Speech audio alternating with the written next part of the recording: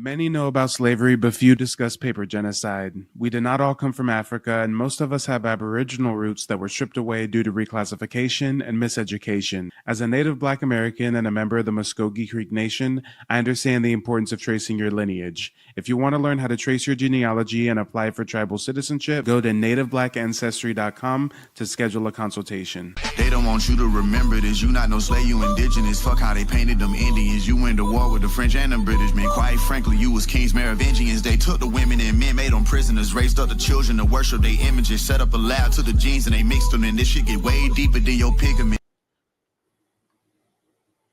For too long, we've been told a false story about who we are. The mainstream line says Black Americans come from Africa, shipped over in chains, disconnected from this land. But the truth is finally undeniable. Our ancestors left the receipts. We have the records. We've got names on rolls, on censuses, on treaties. We've got oral traditions passed down from our grandparents and great-grandparents who told us plainly, we are indigenous to this land. Not once did they speak of Africa. They spoke of towns, rivers, ball games, clans, families right here in the Americas. Now that the truth is rising, Pan-Africans have shifted their strategy. They can't ignore our presence anymore, so they try to Africanize every indigenous figure that they can't explain away. The Olmecs? Well, instead of admitting that they're native Black Americans, these pan-goofies point to this tired old myth that some family member of Mansa Musa from Mali supposedly sailed across the Atlantic to the Americas. They repeat it as if it's a fact, when in reality it's nothing more than hearsay. Now think about that. One unproven legend about a West African voyage becomes their entire foundation for claiming the Olmecs were African. They can't show us Olmec records in West Africa. They can't show us family names, lineages, or genetic proof tying us to Mali. What they bring instead is speculation, vague oral stories detached from this land. Meanwhile, we have concrete documentation, land allotments, Indian rolls, eyewitness accounts from European explorers who described the copper-colored people that they met here. Our ancestors are written in history, even if reclassified under paper genocide. Now, let's be real. If Mansa Musa's kin had truly crossed the ocean and discovered the Americas, where are the Mali cities?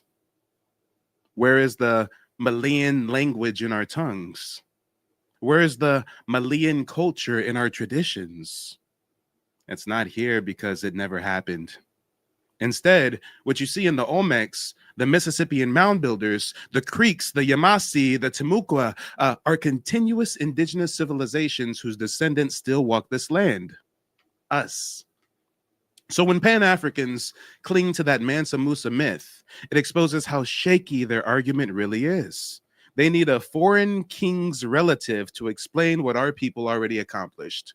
They need Africa to validate America, because they can't accept that Native Black Americans were the first and are still here. Our oral tradition never said Africa.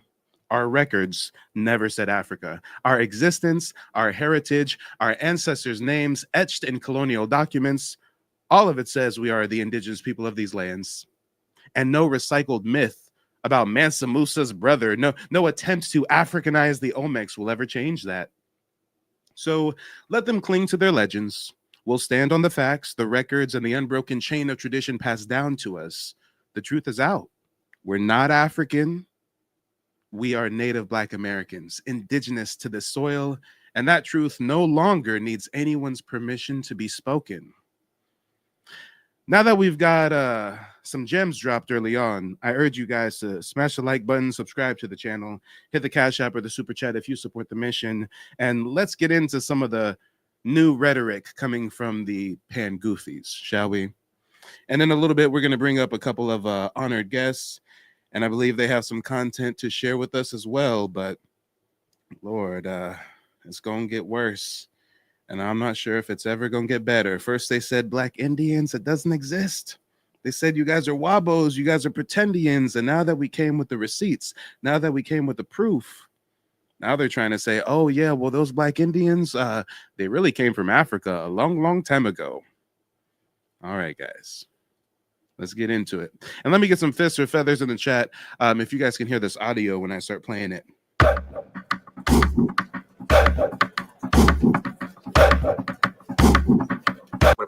Here, and I'm back at it with another video of African history. Oh, and hold on, y'all. I listen to everything on double speed. Okay, let me put that normal speed for y'all. Here we go. Let me get some fists or feathers if you guys can hear this. Okay.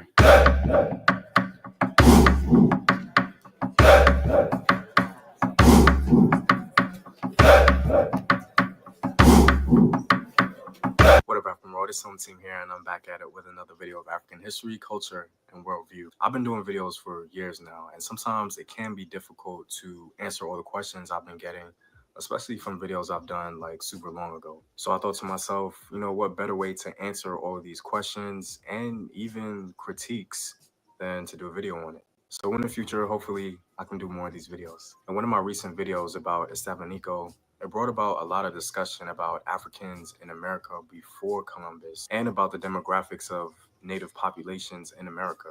And I wanted to express my position on the topic, but more importantly, to iron this out within our community. Because to be blunt, there seems to be a lot of misinformation about it. So let's discuss it. First, I'll show a few clips of my old video about Esteban Nico, and then, you know, we can fully dive in. Apparently, he's going to debunk our indigenous claims with Estebico. I don't know. I've never heard of this person before. Let's learn something new here today, guys. Let's see how Estebanico somehow ties to debunking our Aboriginal roots in the Americas. And if you've already seen the video, you can just skip this part. But if you guys are interested, you can just go to my main page and, you know, just revisit the video there. Estevanico the Moor, who traveled to the New World with the Spanish. Oh, shit. We're already starting with this Moorish stuff. All right. Estevanico the Moor has been described as the first great black man in America. The history of Estevanico is interesting because he's quite possibly the first great black man in America would be an African conquistador, huh? Sailing on behalf of the Spanish, working on behalf of European conquistadors. All right. But some of you guys really want to big up the Moors, huh? First Muslim American traveled to the New World with the Spanish has been described as the first great black man in America. The history of Estevanico is interesting because he's quite possibly the first Muslim to set foot on American soil. Estevanico's companions were astonished at his ability to communicate with Native Americans through hand signals and what they thought to be indigenous languages. Native American communities were absolutely fascinated by Estevanico because they had never seen a black man before. Estevanico pushed forward. Can you give us some proof to that? We're just supposed to take his word for it, guys. Let this random dude on the internet tell it. The American Indians were enamored by this dude because they've never seen black people before. Guys, the Spanish were mostly colonizing the Caribbean, Central America, South America. The further you get to South America, the blacker the Indians get. What are you talking about? You're telling me indigenous Caribs, indigenous Arawak, indigenous Taino saw this Moorish person and we're like, oh my gosh, we've never seen somebody that color before. Nah, maybe they were enamored. Maybe they were communicating so well because the Moors had established trade with us. There is evidence to suggest that African Moors had traveled over here and engaged in trade with us, and we had traveled over there as well, vice versa. They found gold-tipped spears with American Indian tribes, I believe, in the Caribbean. And Spanish conquistadors took the spears back to Europe, tested them, and it was tested and found to be African metal of some sort. But wait a minute. I'm not just going to get up here and say that. I'm going to actually give you some sources. I'm going to share with you how you can look that up. I just said that there was a, hold on a second. Gold-tipped spears in the Americas that were sent back to Europe by Spaniards and found to be of African gold. Let's see, guys. I'm gonna fact check myself. I'm not gonna do like, oh boy, who's just gonna get up here and say, hey, Central and South America Indians were like, oh, we've never seen black people before. I mean, all right, bro. All right. Let's talk about it. Let's talk about it. Okay, here we go. Bartolomé de las Casas. If anybody wants to look into this, Bartolomé de las Casas wrote something called The History of the Indies, and this drew from Columbus's journals. And he writes of black-skinned indigenous people found in Hispaniola that told Columbus that there were another group of dark-skinned people that came from the south or southeast carrying spear points made out of a metal called guanin. He says that the samples were then sent to the Spanish monarchs to be assayed, and that the assay showed a composition of 32 parts, 18 gold, 6 silver, 8 copper, and that the gold was of African origin. Damn. That's how you cite a source. If anybody wants to look it up, Bartolomé de las Casas. The text is History of the Indies. Bam. They call me the king of receipts for a reason. But let's hear old boy tell us how South American, Central American Indians never seen black people before, and now they come across this more. And somehow he's going to segue this into we're not indigenous to America. So he reached a region never before traveled by non-Indians. Crossing into what is now Arizona and New Mexico, he saw from a high elevation the walls of the famous city of Cibola, which the Indians called Hawaku. The legacy of Estevanico is great because he was the first African to culturally, linguistically, and socially navigate the spaces of the New World. You Pan-Africans are a strange bunch. You know that, right? You Pan-Africans, I mean, on the one hand, you want to yell white supremacy. On the one hand, you want to talk about how you got colonized and conquered, and Europe is still assassinating African leaders to this day. Da, da, da, da, da. But then in the same vein, you big up an African conquistador. He wasn't over here exploring the Americas for Africa. He wasn't over here exploring the Americas to get down with the indigenous tribes and form some alliance. He was working on behalf of Europeans to take over our ancestral homeland. And look how he's speaking about this motherfucker like he's the greatest man, and like he's someone of note, someone to big up. And so this motherfucker's a sellout. Estavico, Esteban the Moor, whatever. Oh, so you're telling me when the Alhambra Edict was issued in 1492 and the Reconquista happened and Spain regained control from the Moors and they kicked out all the Jews and the Moors, you telling me those sellout Moors who capitulated to European Spanish dominance and then sold out the tribes in the Americas, you're telling me y'all are still trying to promote these folks as heroes? So from the clips that you guys just saw, I'm pretty much advancing the idea that Estevanico was the first significant black man in America on American soil. We can't get no receipts to back his claim. He ain't gonna give us no authors, no text, but let him tell it in his mind. The most significant black man is this motherfucker Moore working on behalf of Spanish conquistadors. You notice how he left that part out, right? You notice how he left out the part where he was traveling with Europeans. He was down with Europeans. Guys, this is the equivalent of like a black person being down with the Klan running around lynching folks. We don't big up that person. They're a sellout. And some of you had your critiques and your comments saying that, hey, home team, like there were clearly black people in America before Estevanico. And I feel like we really need to explore that because the only clear-cut evidence that I'm privy to concerning Africans coming to the New World. Keyword that he's privy to. Keyword that he's privy to. This man is a whole Pan-African. He runs a channel called Home Team History, making a bunch of videos about Africa. He's not doing any indigenous American scholarship. Or the Americas before Columbus is by a journey by a Malayan king named Abubakar Keita II. And this I told y'all about this dumb shit, right? These Pan-Africans going to tell us about a myth of Mansa Musa's brother or cousin or someone taking a trip and never coming back. And that means that the black people of the Americas were really Africans, okay? right? Guys, he thinks he's so slick. First, he started off saying the first black person in Americas of note is this black conquistador, Esteban or Estevico or some shit. Now he's trying to double down. He's trying to say, okay, but y'all folks was getting at me after I dropped that video, and y'all was saying black people was here first. So check this out. Black people were here first, but those black people came from Africa. They were like Mansa Musa's cousin or something, or brother that took a trip one day and never came back. Guys, their logic is so faulty, so loosely threaded together.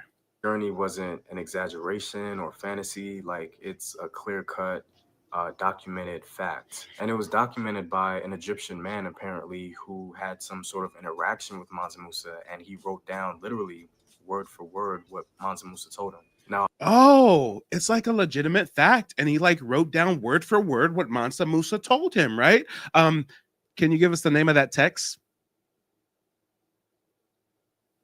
Oh shit, it just got awkward. Did it just get quiet in here, or is it me? I mean, sir, can you give us the name of that text? No? Damn. Okay. Can you give us the name of that author? Oh, you don't know that either. Oh, okay. But it's a fact that Mansa Musa's brother came over here, so all the black indigenous people descend from Mansa Musa's brother who came from Mali. Okay. Got it. Abu Bakr Keita made this journey a whole century before Columbus. And, scholars aren't exactly sure concerning the success of this trip, but it is definitely clear that he definitely sailed the Atlantic Ocean. And there's also evidence to suggest that there were Africans who were shipwrecked in South America and had a lot of contentious relationships with the native population there. Now, many people usually point to Ivan van Sertima, a scholar from the Caribbean who wrote a book called They Came Before Columbus. And personally, I never read the whole book. He probably doesn't know any of the evidence cited in that book. One of the sources that Ivan van Sertima cites is the same source I gave you. Bartolomé de las Casas, talking about the gold-tipped spears that were sent to Europe and tested and found to be of African alloy. Yeah. Ivan van Sertima has a lot of facts. He has a lot of receipts that cite black indigenous people in the Americas and cite a trade that was established between Africans and indigenous black Americans. But Ivan van Sertima is also a Pan-African, so he tries to spin the black Indians came from Africa one day. But you gotta, take what's useful, discard what's not. Ivan van Sertima, great scholar. He did prove that there was trade going on. He did prove there was black indigenous people here. But these pan-goofies can't accept that these black indigenous people are just black indigenous people. They have to believe that these black indigenous people migrated from Africa a billion years ago one day, once upon a time in Mexico. I mean, no receipts, no sources. They'll even come up with some Lucy monkey story, some out of Africa story, but all right. From what I did read, it does seem as though he's talking about European visitors after Columbus who saw black people there, essentially. Or they stated that, hey, these Native Americans told us that they've been trading with black people. And to me personally, that really points or adds more weight to the fact that Africans were trading with American Indians. Yes. But that does not support your claim that the indigenous blacks of the Americas came from Africa at some point. They want us to think that every place in the world was inhabited by indigenous people, but the Americas was just empty until some Asians came across the Bering Strait, or some Europeans came over in 1492, or some Africans came over at some unknown time. I mean, damn. The mental gymnastics. Bukhari Keita, a century later, was shipwrecked, and some of those black people or those Africans on his journey, they were trading with the Native American people there. No evidence to support that claim. Were Africans trading with American Indians? Absolutely, yes. Did Allah Bukhari, Mansa Musa's brother, come over here and get shipwrecked and then start trading with American Indians? No evidence to support that theory at all. If the Mali Empire got shipwrecked over here with 1,000 ships, we'd see some evidence of the Malayan Empire. We'd see some artifacts, we see something. We see some cultural diffusion. Matter of fact, if they came over here and they stayed and they established territories, homesteads, civilization, then they would have the means to also make the return trip back home. Why did they never go back to Africa? For all we know, that they sunk in the bottom of the ocean during a hurricane. For all we know, that they hit some island and then from there went to Asia. Who fucking knows if they made it to America? You see how loosely threaded this goofy bullshit is? And they were sort of in survival mode, if you will. Now, to be honest, I do think that claiming that the native population in the America before Columbus, before Abu Bukhari, saying that they were black people, I believe it's a little disingenuous. Oh, you don't say. Oh, the goofy who makes a living trying to convince us we're Africans says that it's disingenuous to say that the American Indians are. Oh, shit. Oh, damn. Damn. Damn. But then it gets real strange because I'm an American Indian and I'm black. Oh, shit. Damn.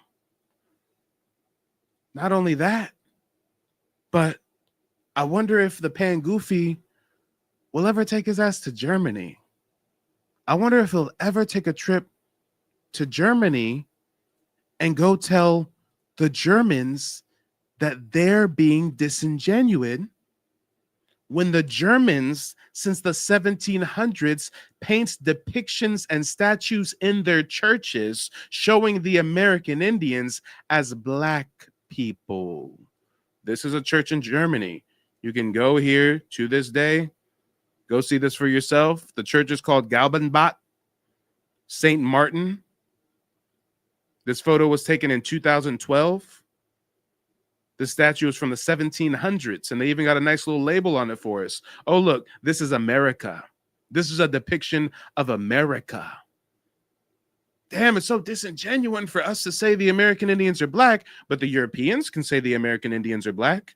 Here's a whole portrait on the roof of a German church. Again, it's labeled for us. Check it out. This figure right here is Asia. This one right here is Europe. This one over here is Africa. And this one right here in the center is America. So the goofies want to tell us that Black indigenous people didn't exist. We're disingenuous for saying Black indigenous people exist, but Europeans paint on the roof of their holiest of holy places Black indigenous people of the Americas. Okay. Got it. Makes a lot of sense. If you go to nativeblack.ancestry.com, that's my website. Go to nativeblack.ancestry.com. As a thank you for visiting the site, you can download a free copy of my ebook, Reclassified, The Hidden History of Black Indians in the Southeast from Indian to Negro. And I give you nothing but facts, receipts, sources for free 99. Shipping and handling included. And if you check out the website, if you scroll to the bottom, I actually have a little information on me, my family, one of my prominent ancestors, Thomas Jefferson Adams Harjo. He was a Creek Indian town king, a chief justice of our tribal nation. Black indigenous man, listed on the Dawes roll number 2145, as a full-blooded Creek by blood Indian. But the Pangoofies are going to tell us Black indigenous people don't exist when I descend from Black indigenous people and I am a Black man with indigenous ancestry. It's documented, federal documentation, tribal citizenship, but y'all ain't got no African citizenship, and you running around saying we all come from Africa. You ain't got no documentation on your ancestors being shipped from no Africa, but you want us to believe that all of our ancestors were shipped from Africa. I mean, if you're African, why can't you just be content with being an African? Have you guys ever noticed that? They're not content with just being an African. They have to convince us that we're Africans too. Damn. And when it comes to the Native Black American community, we're not running around trying to force feed indigenous identity to Black Americans. We're preserving the memory of our ancestors. We're reversing the effects of paper genocide. We're educating the masses on our indigenous heritage. And if somebody has done their genealogy and it traces back to West African slaves, that's cool. That's your history. That's not ours. Maybe you descend from the 4% of African slaves that got shipped to North America. That's cool. That's not us. But they can't be content being African, y'all. They got to try to convince us that we are African as well. And if you've yet to do your genealogy, I urge you, check out the website, nativeblackancestry.com. You can even have access to my calendar, book a genealogy consultation with me, where I'll teach you the 3-step process me and my family use to trace our heritage and get tribal citizenship with the Muskogee Creek Nation. Hi, my name is Frances Tuck, and I contacted Mike from Mike TV on YouTube because I wanted to find out about my family's Native American history that I believed existed. Through the research that I was able to do through Mike TV, I was able to find out that our name is indeed on the registry. I had a consultation with Mike today, and because of his advice and the research that he has done, I am now confident that I'm able to find my family's roots in the Native American History Database. Thank you, Mike. Let's talk about it, y'all. We got to do our genealogy. When you do your genealogy, you find some very interesting things about your ancestry. I mean, again, I was talking about my grandfather, Thomas Jefferson Adams Harjo. He's also written about in this book right here, Indian Territory, its chiefs, legislators, and leading men. And it's crazy how we say we're indigenous, we descend from indigenous people, and we even have ancestors written about as indigenous tribal leaders. But y'all can't show us any of your ancestors written about as Africans. I mean, there's no book with your great granny and her family story of coming over from Sierra Leone and da-da-da. Nah, the closest thing you got to that is Alex Haley Roots, and that shit was plagiarized from a Jewish man. Look it up. Look it up. He paid that Jewish man hundreds of thousands of dollars. He stole that from a Jewish man that wrote a book about an African being shipped to South America. The book was called The African by Alex Corlander. Alex Corlander is a Jewish man. Alex Haley ripped off the Jewish man's story, repackaged it, and tried to force feed it to us as if that's our family genealogy. It gets wicked, y'all. It gets real wicked. But you know what? I've got a couple guests that I want to bring up. I've got a couple guests. I don't think we need to hear anything more from the Pan Goofy Mansa Musa crowd. But let me see.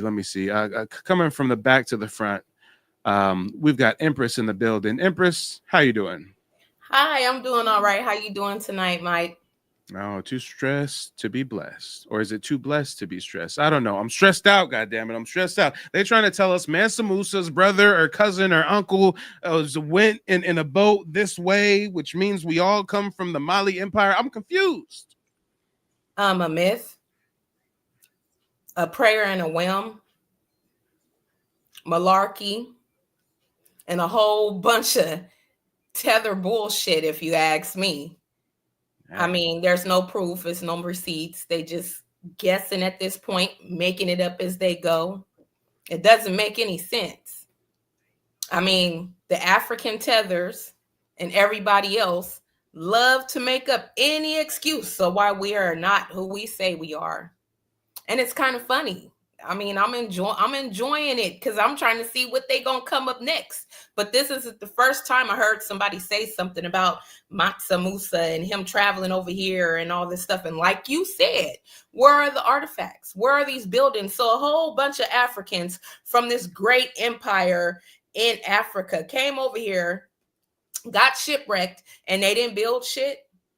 They didn't leave no traces of no Africanism, Malian empire behind. Come on now. It's nonsense. Completely, utterly nonsense. Like, it's comedy. And yeah, we here and they not. And the tetherism is real. Fuckery of it all. Tetherism is real. And have you noticed that I feel like they're updating their Pan Goofy program. I feel like I'm just now hearing them speak about this Mansa Musa stuff and this Olmec being African stuff. I feel like for the longest, they just straight up said we're Wabos, we're pretendians, we're ashamed to be African, Black Indians don't exist. But once we started bringing the receipts forth, once we start bringing the archaeology, the anthropology, the federal records, and they see the evidence is right in front of us, now they're like, okay, Black Indians exist, but they came from Africa. Yeah, it just doesn't make any sense to me. I mean, we all know that it was melanated people on every single continent, and Black Americans, the great Black Americans, the indigenous here, are the only ones they're trying to tie a tether to. Why is that? Why are they trying to link to us so bad? And embarrassed of what? I'm not embarrassed of anything because I'm not African, and I'm proud of who I am. I'm proud of being an MBA, and they need to be proud of proud to be an African and stay out of our shit. That's what they need to do. It's getting tiresome. It really is. That's right. And you know what? We've also got your sister Joshina on the line. Joshina, how you doing? Hi, everyone. Hey, Mike. Good evening. Hey, well, lay it on us. What do you think about the Mansa Musa thing? A delusional fairy tale with no receipts. Just made up BS as he went along. Regurgitated false lies he picked up from other pan crazies. His theory doesn't even hold water. They had coke, corn, tobacco. It's been proven. And yes, y'all, she said cocaine, cocaina, that pure, that Colombia. Okay. It's been proven. It's found in the mummies. The studies have been done. So they ignore the written literature just to fit their narrative. When we could read, we could do the research. It's free. Like it's not so much to look this stuff up. It's in writing. The nonsense they spew is what's causing this division, unfortunately, because they won't let us be proud of who we are in our heritage. They're trying to take that away from us like it's something that's attacking them by us claiming our lineage and our ancestry. It shouldn't affect them as much as it is. The cosplay, we've allowed it. The disrespect, we've allowed it.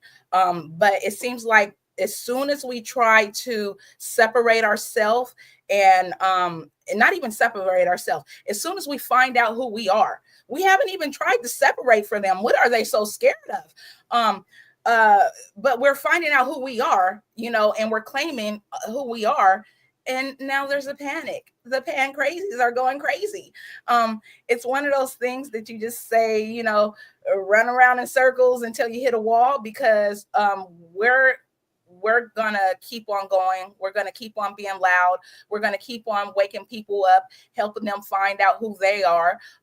We're big in numbers once we all come to realize who we are.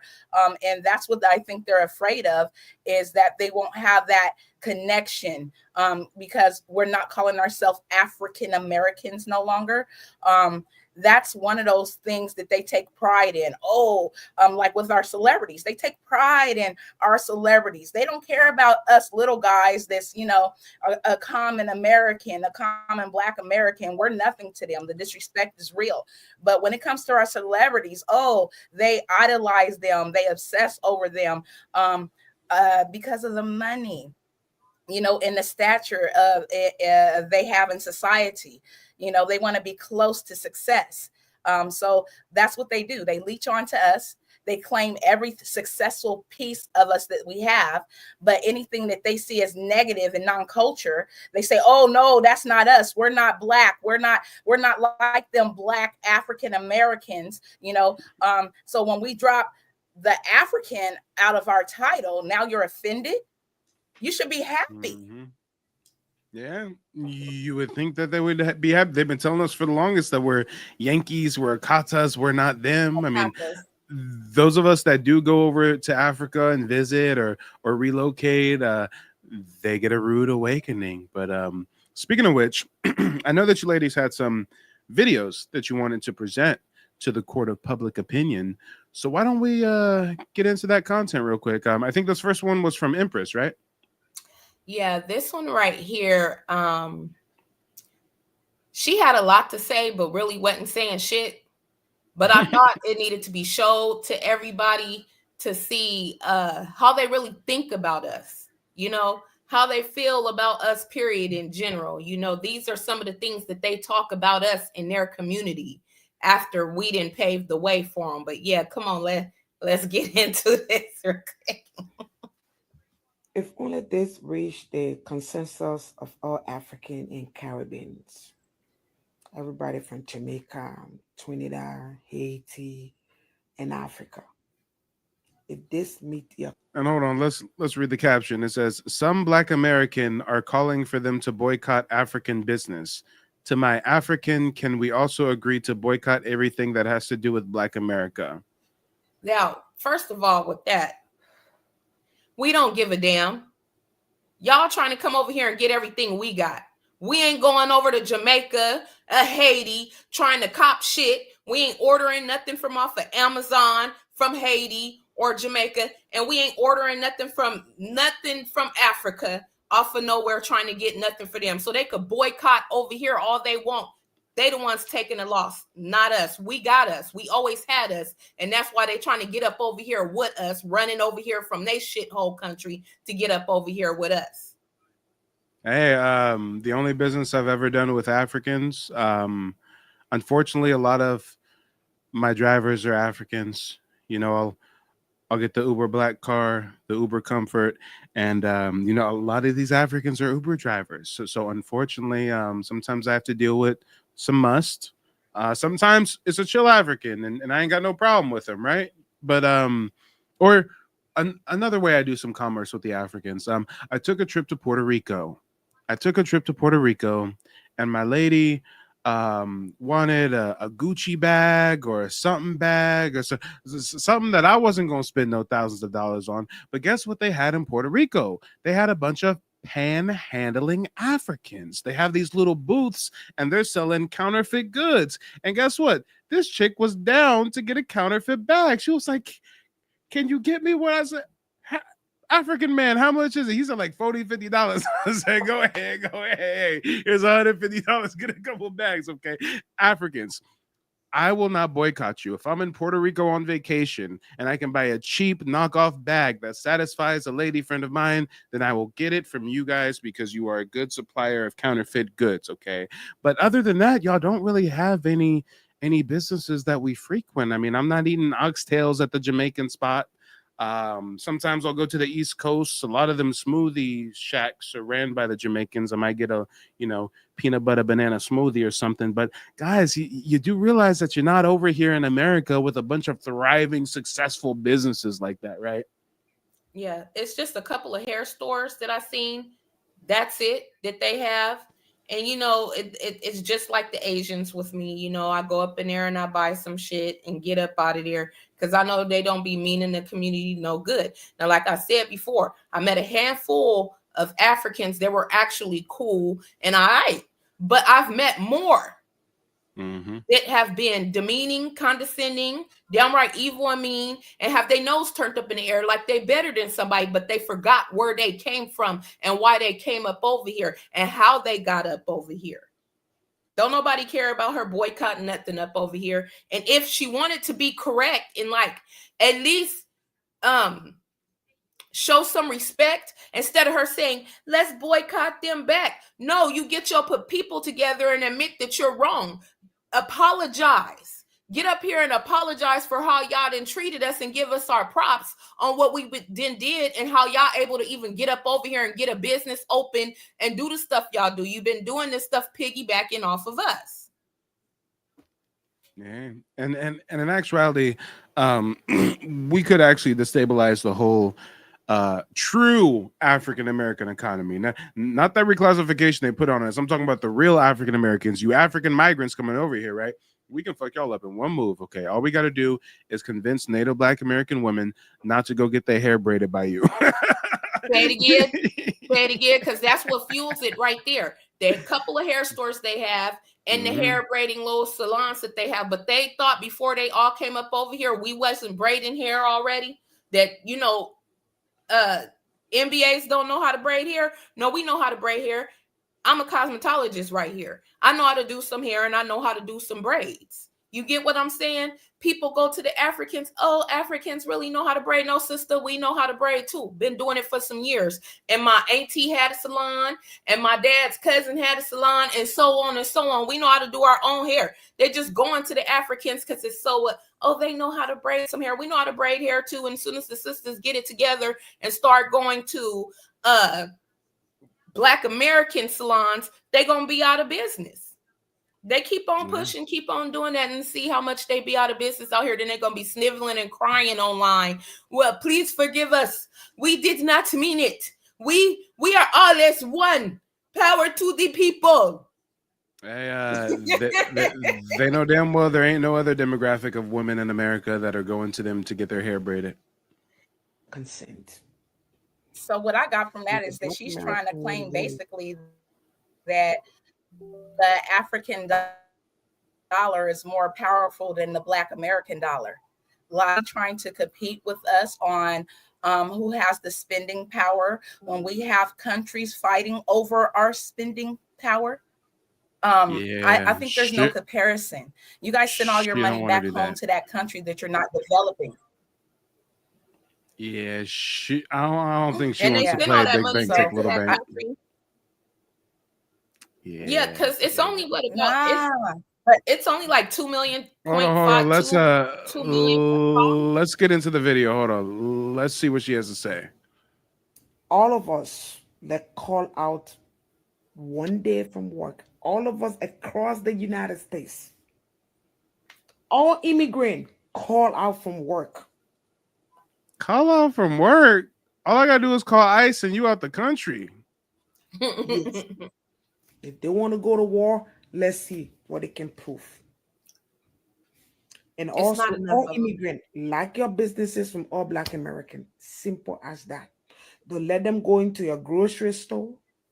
Don't let them go into your restaurant. Don't let them go into your salon.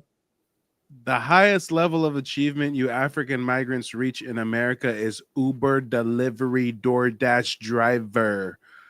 I know they aren't acting like they got grocery stores and shit. Hold on. We got to let this video play. We damn sure ain't listening to the whole 10 minutes of this, but let's play it for a minute or two and see where she goes with this. You want to go to war? We will. And also, we can ask all our African doctors, boycott all Black American treatment. Like I said, you don't want to go to war with African. Trust me. We are 54 freaking country. I don't know what she just said there. 54 country. I don't know. I got to do a little research though.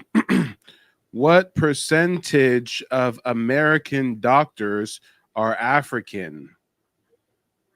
5 to 6% of doctors are African.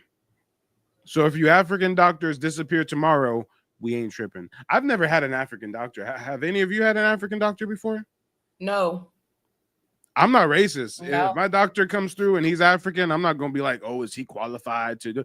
You know, I'm gonna look at him a little funny. You know, I'm gonna be like, interesting. But I've met an African dentist.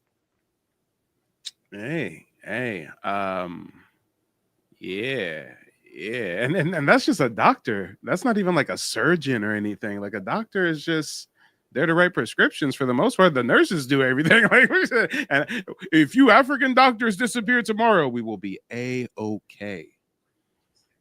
The population of African in the United States is more than your Black American population. Oh shit! I gotta fact check that one. I gotta go straight to ChatGPT for that one. I pay for the upgraded ChatGPT. Hold on. Wait a minute.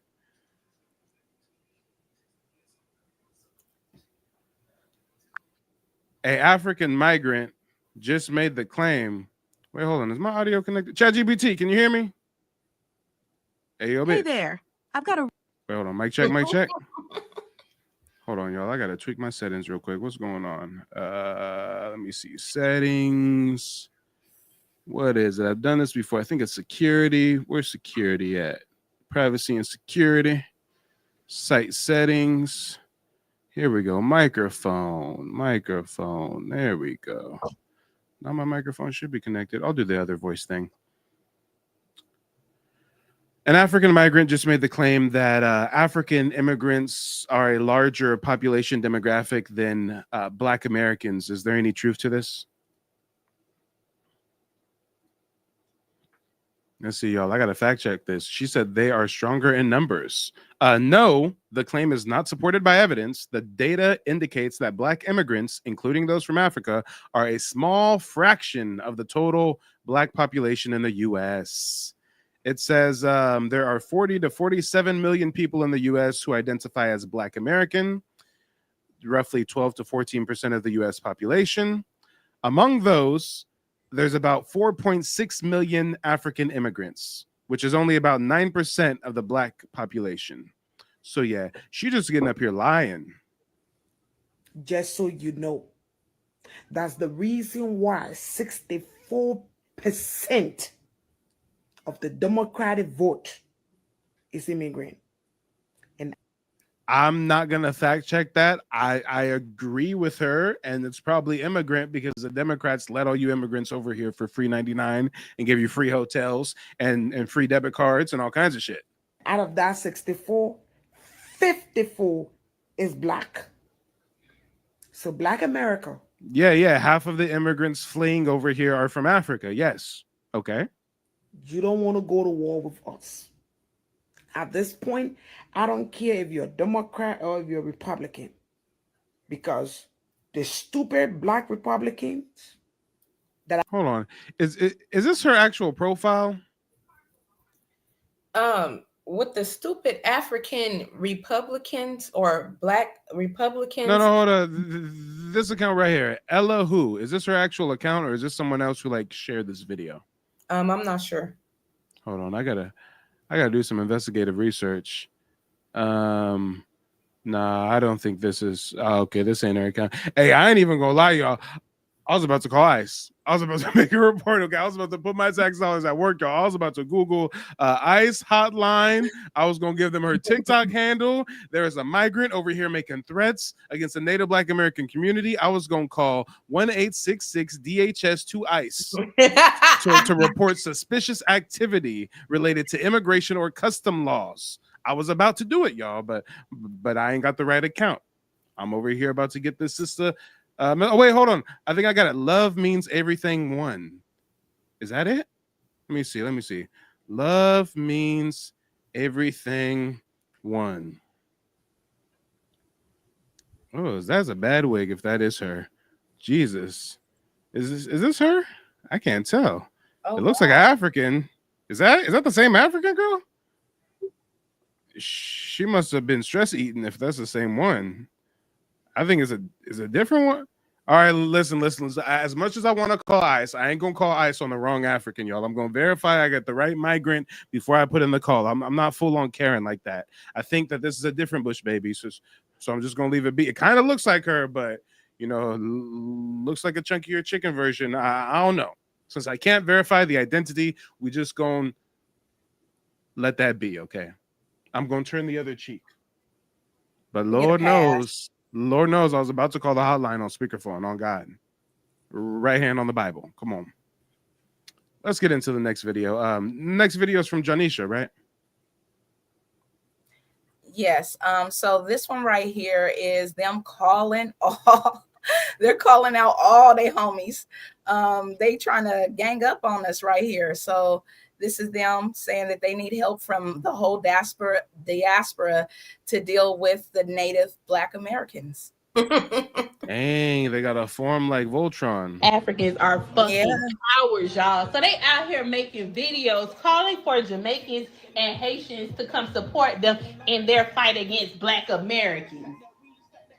Ain't y'all the same one saying y'all 54 countries, y'all are content? Hey, real talk. The Haitians and the Jamaicans and stuff, like, you Africans in the Caribbean really need to leave us alone because your whole entire country literally would not have any income if not for our tourism. if not for American tourism, especially Black Americans. Black Americans, I think, are much more readily and a much higher demographic of the Caribbean tourism market, because it's a lot cheaper for somebody from the hood to hop on a Spirit flight and go to Jamaica real quick, versus going to the Eastern Hemisphere, right? But guys, don't they understand that if we just chose to like vacation in U.S. territories, their country's GDP would tank overnight, right? Really? Not only that, they are already a destitute or third world country. It's not like they're doing good as it is, and with the tourism lowing as it is, yeah, I guess they do need to team up because they can't do nothing by themselves. Look at all their countries. Like, if they're all teaming up, and none of their countries are developed by them. Haiti's in the middle of a civil war right now. The United States government put a travel ban on Haiti. The cruise ships no longer dock at Haiti. That's how bad it is right now in Haiti. We ain't even going over there tourists, right? But y'all think that you can somehow go to war with us? I mean, they need to go to war with themselves. It's they always worried about the wrong thing and be loud and wrong. Like, go to war with yourself, fix what y'all got going on before you come over here worried about us. Everybody over there in Africa and those different little countries on that big old continent all have tribal background. They practice tribalism over there to the teeth. They be warring and committing genocide over their tribes over there. What is wrong with Black Americans, Native Black Americans, stating their identity, who we are, where we come from, what tribe we come from? What is wrong with it? Let's get into it. Not a country calling for help for Black Americans and Jamaicans and Haitians. Y'all gonna have to start making y'all some videos. I need to see where y'all stand, because I don't want to just come at y'all if y'all not on what they calling y'all to be on. But let me say this. Them Africans know what's up with us, y'all. They really know. If we flip that motherfucking switch, and not that switch, but that switch too, it's over for them. But anyways, y'all see what I got on the screen. Chinese people over there buying up all their stuff, putting them in 360 debt deals, their government at that. So they really have way bigger issues, which they will never try to address. Hey, let's talk about it. A Jewish record label executive may put a nigga in the hood in a 360 record deal, but y'all whole countries is getting 360 deals by the Chinese and the Russians. Oh, Lord. Come on. He's knowledgeable about his information, about the American Indians, and how we change our classification over time and the different types of mounds and different rules from the French, from the British. If you want viable information, you want to really find out who in your lineage and who are the people you come from, I suggest going with Mike TV. His prices are affordable. He's not like some of these other people out here. I urge, go with Mike TV. Come on, y'all. Let's get into it. This next video clip, I think this is from you, right, Empress? Yes, indeed. All right. And tell us a little bit about this one. What are we going to witness? I already see an African on the screen. Wait, hold on. I got to go to the beginning, though. What is this one about? For me, the video is not. Oh, you know what? I'm not sharing my screen. Hold on a second. There we go. What is this one about? Basically, this is about an African being mad, saying that Black Americans can't keep their names out of our mouths, and how much we need to include them and everything. Okay. Well, let's take a look. African culture. You wash your kid's head in cow pee. You know, I see a lot of Africans, they bend their head under cows, let cows piss on their head. Y'all don't even live past 35. Whoa. I think he's been watching some Mike TV. What do you guys think? Yeah. I think that's a Mike TV exclusive. I think Mike TV is the only YouTuber that showed a clip of them taking a golden shower. Okay, so shout out to the brother, okay? Yeah. Oh. Whoa. No. You don't have water in Africa? I don't understand. I don't understand that. I don't understand what it's for. I never understand bathing in urine for no reason at all. And like I said, they get over here and they forget where they come from. This is the culture there, part of the culture there. This is where they come from. This is what the different tribes there do, different things like this. We are not the same. And I, for one, I'm just mad about it. Like, I'm appalled. Why are you trying to connect me to that? I'm connected to this. The only way I'm taking a golden shower under a farm animal is if there's an alien with an invisibility cloak and dreadlocks chasing me through the forest. And in order to throw him off my scent, I got to take a quick shower and some cow pee, okay? I'm the predator. Life or death situations is the only time. But they just doing that on a Tuesday. They just... let me scrub up real quick. Let me just get a little. I don't understand. It's disgusting. African in Africa right now is probably 42. So wait, you said the oldest person in Africa is 42? The oldest person in Africa is 42. Have you met Paul Biya?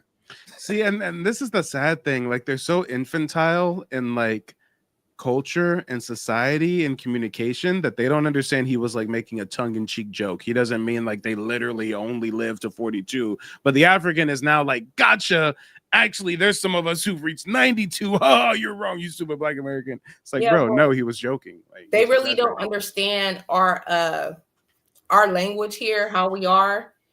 They don't understand. It was some on it was one African on TikTok asking Black Americans, what do you mean when you make a comment on a post saying, well, I'm about to go shopping and anybody coming with me, or I'm about to have a cookout, anybody bringing the sides?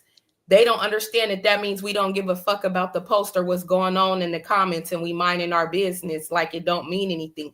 They really don't understand, you know, how we are over here and how we talk. But that's between us, and it ain't for them to understand at the same time. And our unique vernacular influences the world. Everybody right now on TikTok is talking like a Black American woman, clocking tea, and I just read you, and da da da da da. Right? Come on. All of that. Yep. Not only that, they're teaching each other how to talk like us and what our dialect sounds like, the meaning, but they're getting it all wrong. Mm-hmm. Oh, yeah. No matter what they do or how they try to say it, the soul isn't there. It's just like when I hear a other say the N-word, but they be trying to say it like us. Yeah, no. Yeah. We see through you, but let's see if he has any other counter besides oh no, look, there's some Africans that have lived past 42. Nah, I'm just playing back for real though. Are you serious, bro? Even my dad is 80. But it's okay, I understand, because most people in your hoods don't get to live past 33. Wait, what?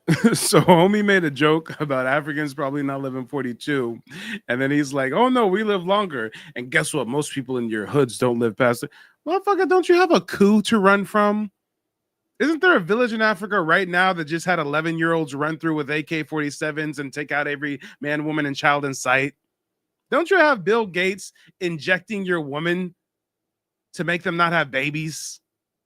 What are you talking? Aren't the Chinese whooping your ass in a factory in Kenya somewhere right now? Damn. I wonder if he even have all his limbs. Damn. Let me see what his little statistic is. Today, homicide is the leading cause of death amongst young Black men. In about 80 to 90% of the cases, the Black victim was killed by another Black. Yeah, nothing in this paragraph says that Black men in the ghetto only lived to 35, but okay. Mm-hmm. Or excuse me, he said we don't live past 33. The guys take them out, right? Pew pew everywhere.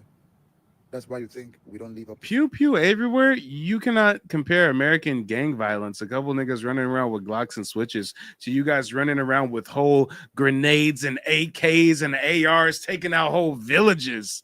genocides, Rwanda genocides, Kenya genocide, Congo genocide. There's a civil war in Somalia going on right now. How dare an African talk about black on black violence? What about you Africans butchering your fellow African right now? 42. And the ones who get old in your community sound like this. He's up in me, hunching, and I can feel him. And then when he... How many countries in Africa? 107? I'm confused. So he brought up a clip of some homosexual man talking about something, and that somehow is representative of the Black American. Okay, whatever. Not one of them are ran by Africans.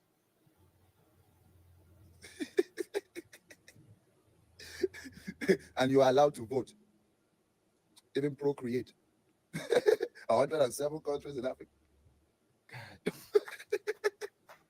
Again, he was exaggerating. He was highlighting the fact that there's a bunch of countries that you own and you still ain't got shit popping. Black Americans don't own a country. We don't have our own military force, our own treasury department, our own infrastructure. We live under colonial, imperialistic European rule for the last 500 years. And y'all got colonized for like 40 or 50 years, and you ain't got it together since. Okay. All right. But that's enough of that, Bush baby. This next one, who was the one that sent this next clip over? Okay, that's you, Joshina. That is me. Yeah, and what are we this about one right to see? here, let's see how they're living over there. Okay, We're about to see how they really living over there. They come over here and they spew their trash. Let's see what's up. Crazy that a group of people that come from places that look like this get to civilization and forget where they come from. They come over here and disrespect the natives of the land. They come over here and feel like they're better and bigger when this is. Hey, shit, I'm having a come to Jesus moment, y'all. I'm having one of them moments like when you a kid and you ain't eating all your dinner and your mama say, you better eat all that. Don't you know there's a starving child in Africa somewhere? Y'all, I moved to Oklahoma, right? And I'm an avid cyclist. And I was complaining about how Oklahoma doesn't have adequate bike lanes. And how dare I complain about not having enough bike lanes when at least I have paved roads. These motherfuckers are literally walking through the dirt in flip-flops. Food on the dirt.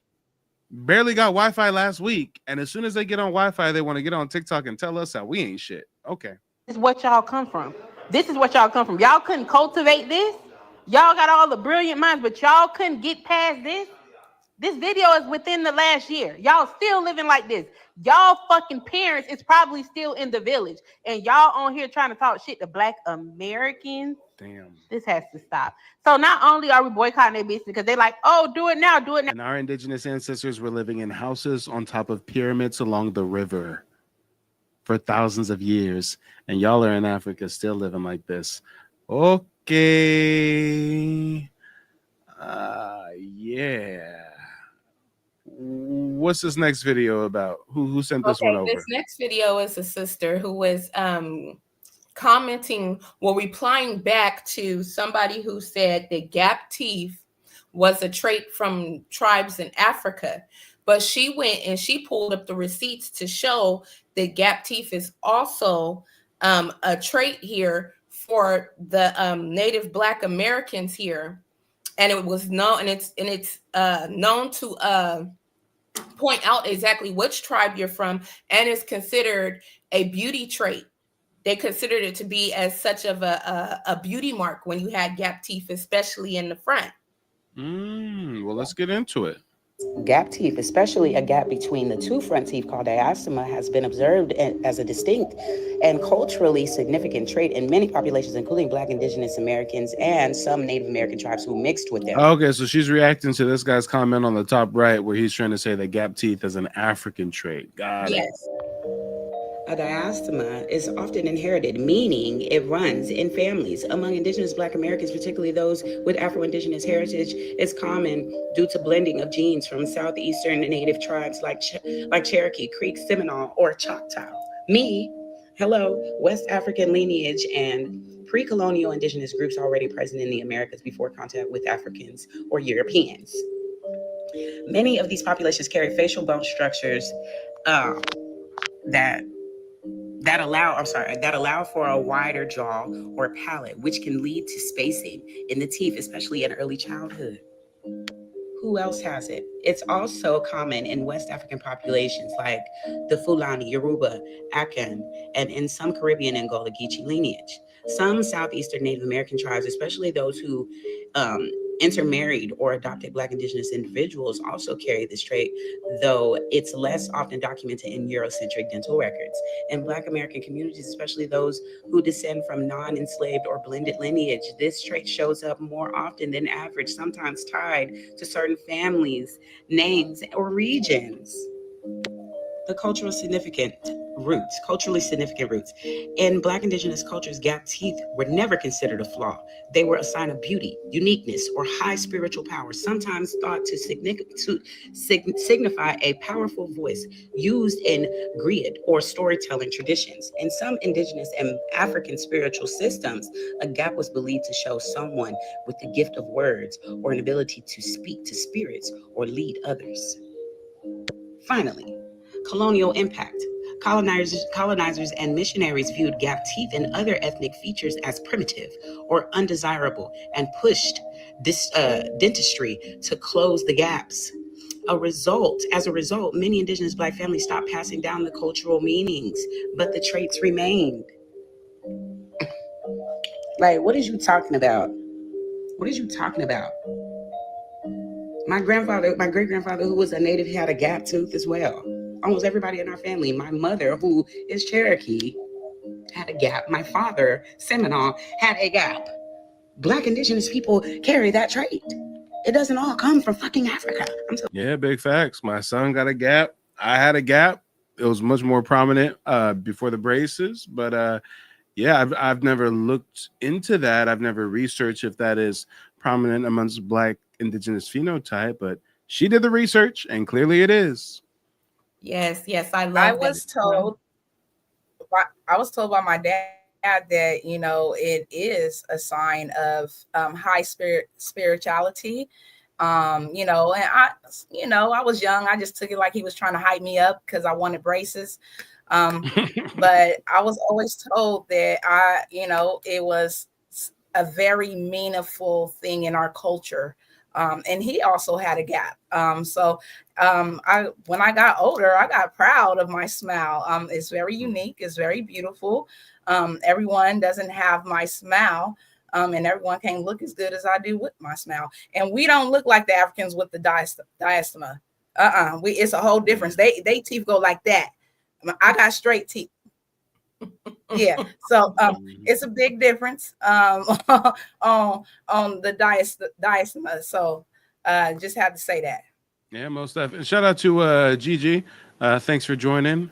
Gigi's a new viewer. Make sure to subscribe. Check out nativeblackancestry.com if you haven't yet. But shout out to all the new viewers. And let's see who had this next clip for us. Let me share my screen. Give me just a second here. We got another clip I want to bring up. Whose is this one? That is me right here.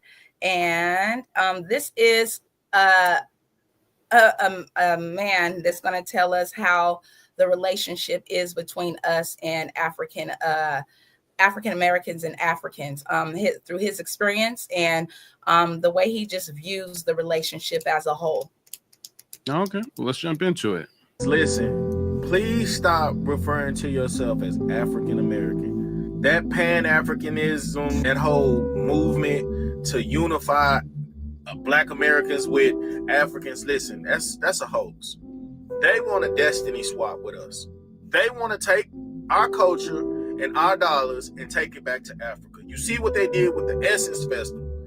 If y'all keep feeding into this narrative that we are all the same, they are brothers and sisters, what's going to end up happening is when it comes time for reparation for what our ancestors went through, not theirs, the ones that they sold, not theirs, what's going to happen is they're going to send Black Americans reparations over to Africa.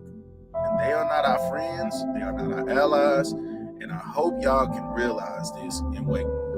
Well, I don't know about sending our reparations over to Africa, but hindsight being 2020, we do realize the whole Pan-Africanism movement of the 80s and the 90s was a CIA psyops to try to hijack our scholarship, hijack our investigative research capabilities that we were all embarking on. You know, in the 80s and the 90s, a lot of us were going to college for the first time, reaching higher education, you know, really getting into research and literature and anthropology. So they took that force, that energy, and they placed it over in Africa.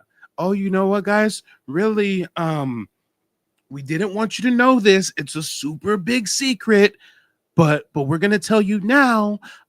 You really come from Africa. Yeah. So like, why don't you go back to Africa? Yeah.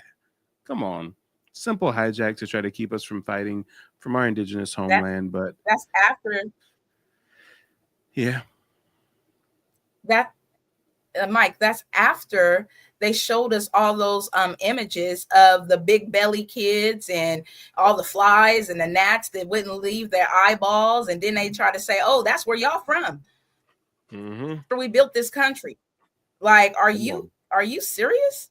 Our ancestors were living in houses with pitch roofs and chimneys on top of pyramids. We were never no folks roaming with the buffalo, living backwards and stuff. Nah, we taught these pilgrims how to cultivate, how to do agriculture, how to build society. What are you talking about? But who has this next clip? Whose is this one? It looks like we got an African on the line. You're on mute, sis. Sorry about that. That will be me. Okay, here we have is another African tether who wants to tell us how much that we're not indigenous and that we are African. Listen to the garbage she spews. Ooh. Say they are not Africans. I consider that the biggest dululu of all ages. Because who do you think your forefathers are? Where do you think your forefathers came from? Forefathers were my brothers and sisters that were taken from West and Central Africa during the transatlantic slave trade. That was around 1619 to 1808. Now, countries like Nigeria, Senegal, Ghana, Angola were the major region where these people were captured and taken to the United States as slaves. Now, during Damn, I done muted y'all because I thought that background noise was coming from y'all end. Hold on. No, This bush that's baby her. got a baby crying in the background, and instead of taking care of her kid, instead of taking care of her starving African child, she want to get online and try to tell us where we come from as she's cosplaying a whole Black American woman. Right. And then she gonna say where our forefathers come from.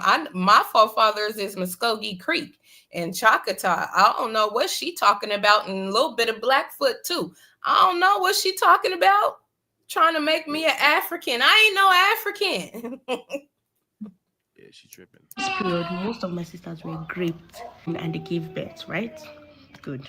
After emancipation in 1865, they came together to form what we know as the Black community. At this point, they've been greatly influenced, right? What? We did not create a Black community in 1865. We always had a Black community, dumbass.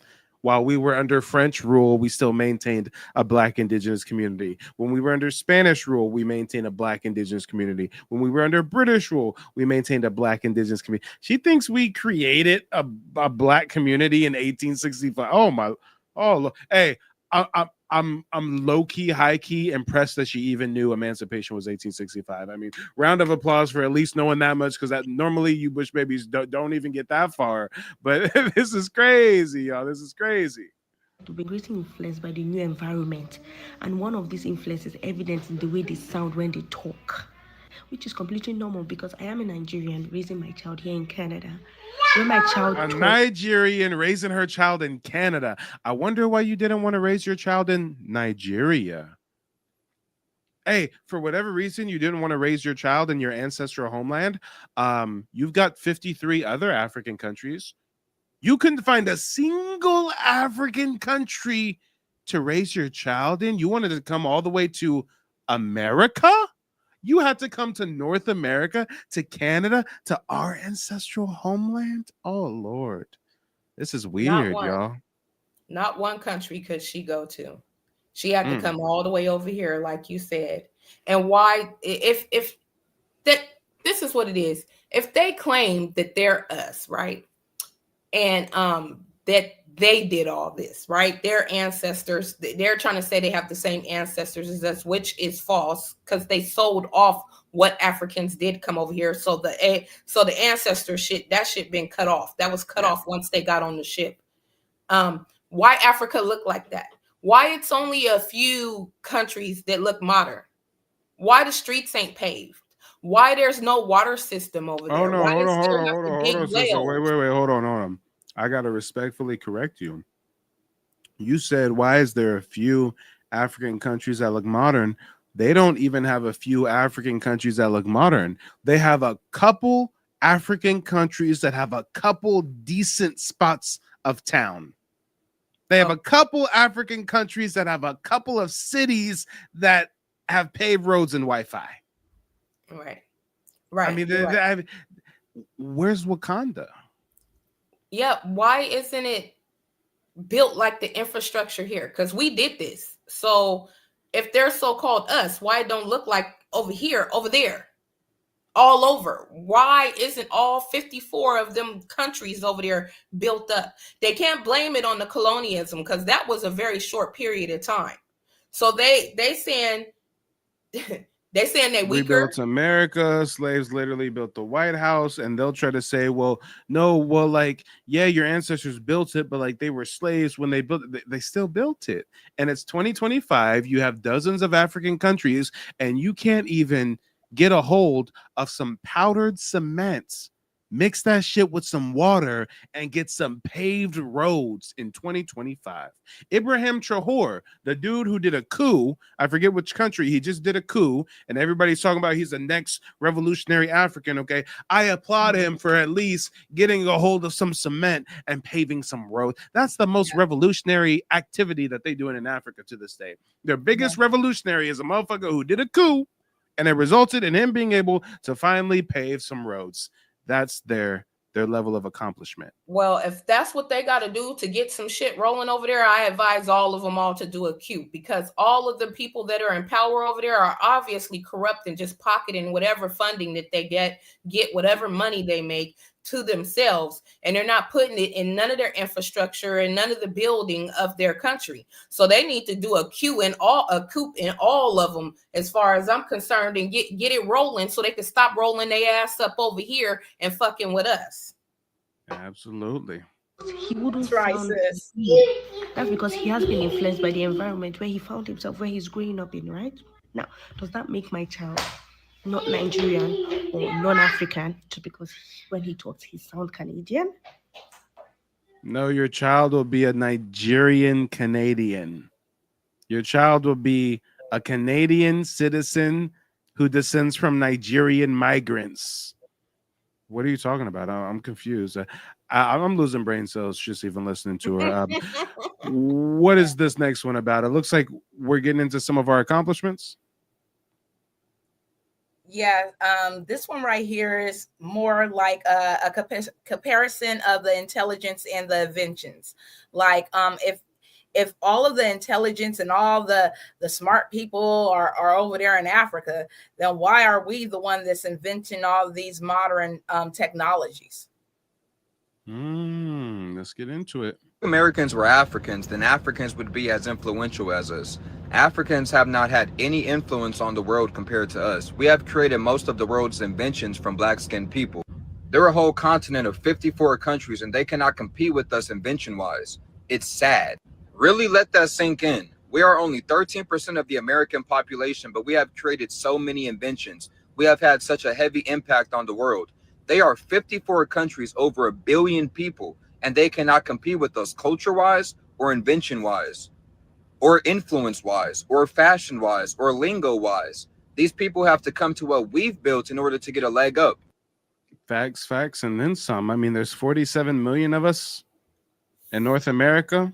Well, at least in the territories of the United States. If you count all the black population of all the Americas, I mean, there's millions, right? But just specifically Native Black Americans, those that are descendant from the reclassified, I mean, there's 47 of us in the US of A, 47 million of us in the US of A, compared to over 1 billion Africans, and they're all obsessed with us. All right, let's talk about it. And who had this next video queued up? This one is me also. This one right here is boy, he is going in. He think he is about to prove us wrong. He's basically saying that we're all liars, that we're not Native Americans or indigenous to this land, and we need to accept our Africanism. We need to be pan crazies like him. Okay. Are going through an identity crisis right now, and there's a lot of misinformation on the internet about who we truly are. Let's talk about it, shall we? My name is Brother Legend, and I'm here to raise your consciousness. In all my years in the Black community, I have never been to a cookout where somebody was making a teepee in a campfire. And yet, for some reason, our indigenous ancestors didn't have teepees. They had houses on top of pyramids.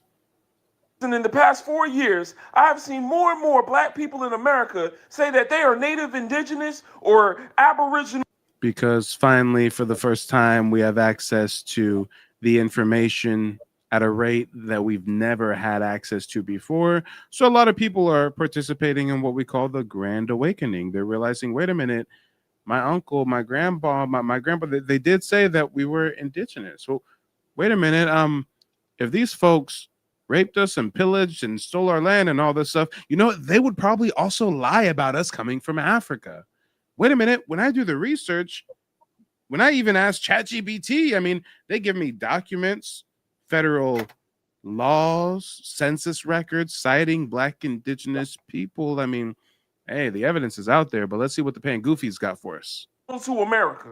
And they use two justifications for this. One is that Black people were here before Columbus, which really makes no sense to me, because even when they get their DNA results back, it'll say you have a little bit of Native American. Yeah, DNA is a faulty science. It is not conclusive for telling you heritage or ethnicity. The only thing a DNA test can tell you is if that man forced himself into that woman or not, or if that guy is your daddy or not. It can't tell you if you're from this country or that country or no, stop it. But I have not seen one person Black as me or Blacker show their DNA results, and it says that they are 100% Native American. Damn. How about instead of showing a DNA result that is a unproven faulty science for citing ethnicity, how about instead of that, I can share my grandfather, Thomas Jefferson Adams Harjo, who's actually listed on the federal Dawes roll as a full-blooded Creek by blood. Blood quantum says full, doesn't it? But meanwhile, the Pan Goofy can't share a document with us that proves any of his ancestors were African. But I can prove right now my ancestor was a full-blooded Creek Indian. So if he's a full-blooded Black Creek Indian, and you say that there were no Black Indians here before Columbus, then oh my gosh, where did my grandfather actually come from, guys? This is like a crazy mystery.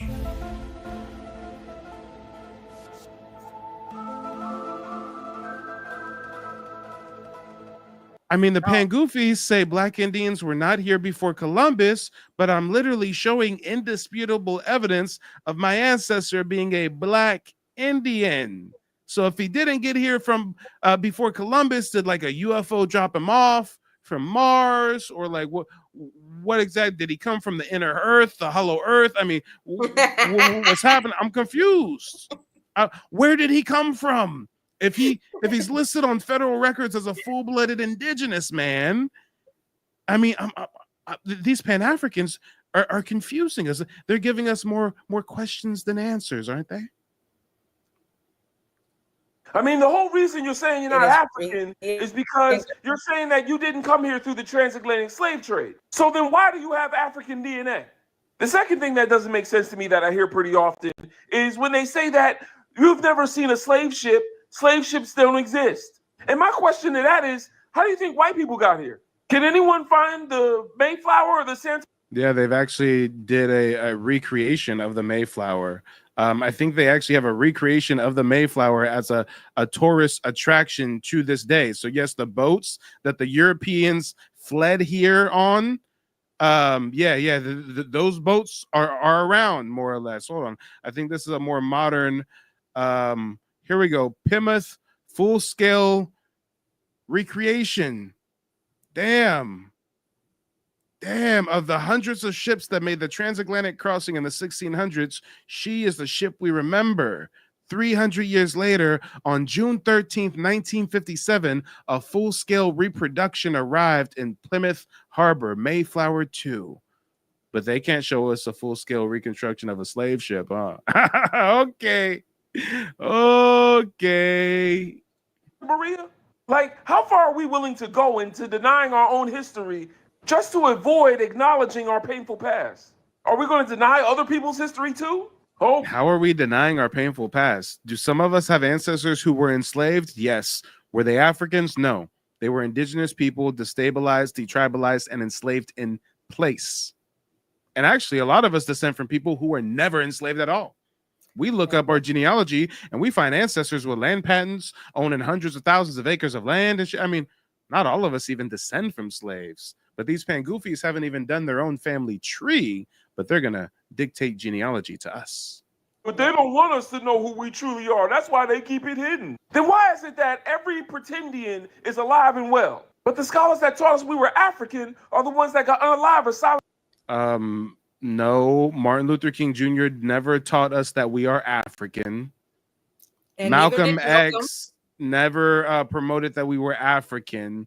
Marcus Garvey did, and he was a convicted federal fraud, and he was deported from the United States and ended up dying in Europe. He was friends with the KKK and Walter Plecker and them. Yeah, what is he talking about? Right. What is the he U.S. government is alive and well, but the scholars that taught us we were African are the ones that got unalive or silent. Are we going to deny other people's history too? Oh, but they don't want us to know who we truly are. That's why they keep it hidden. Then why is it that every pretendian is alive and well, but the what? Maybe I'm alive and well because the government isn't really going around killing us in a conspiratorial fashion. In actuality, they've reclassified our ancestors, miseducated us K through 12 to the point where the average Black American isn't even going to do his genealogy, isn't even going to research his family's past and find their indigenous ancestry and then go through the process of obtaining. Oh, sorry, I put the big screen on you, so hold on. I'll put you on the spot.